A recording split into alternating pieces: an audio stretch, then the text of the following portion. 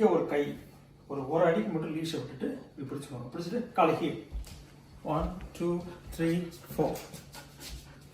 அப்படியே லெஃப்ட்ல 1 2 3 4 1 2 3 4 1 2 3 4.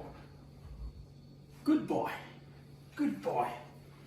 இப்போ நீங்கள் ஃபுட்டே இல்லாமல் பண்ணும்போது அட்டென்ஷன் ரிவார்டை கொடுக்குறீங்க. அட்டென்ஷன் வந்து எல்லாருக்கும் பிடிக்கும், ஹியூமனுக்கு பிடிக்கும், எல்லா அனிமலுக்கும் பிடிக்கும், டாக்ஸுக்கும் பிடிக்கும்.